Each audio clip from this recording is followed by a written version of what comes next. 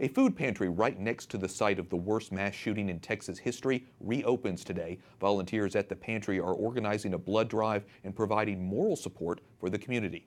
But other signs exist that life may never return to normal in Sutherland Springs. The First Baptist Church building will be torn down. The pastor says it is, quote, too stark a reminder of the murders.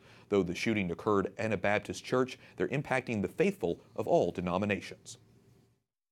Joining us now via Skype is Archbishop Gustavo Garcia of the Archdiocese of San Antonio in Texas. Your Excellency, you're located about 30 to 35 miles from Sutherland Springs, where the church shooting occurred. How are you helping Texans cope with this tragedy?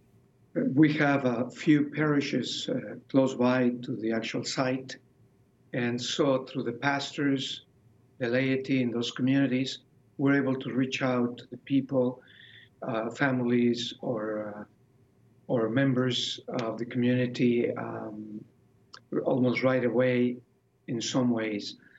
And of course, we made available our services, like could be Catholic charities, Catholic schools, and Catholic cemeteries.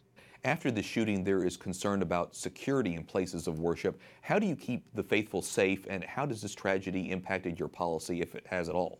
Being sacred places, we need to figure out how we can be more attentive to things that happen and to help the people in the pew to understand that we need to be a little bit more careful and to really be aware of what is going on, to train maybe our ushers in a different way, and to find also some resources in people who have expertise on these matters. Your Excellency, what advice do you have for the faithful in terms of healing spiritually after this shooting? So prayer is of great importance, because prayer moves hearts and changes minds and helps us to relate better with each other. So prayer.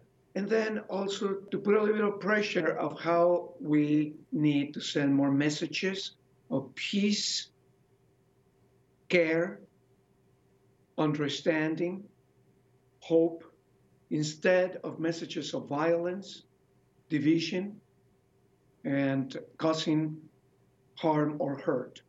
Such important values that you listed there, and so important that people, not only in the Archdiocese, pray, but across the nation and across the world. Archbishop Gustavo Garcia of the Archdiocese of San Antonio, thank you so much for speaking with us.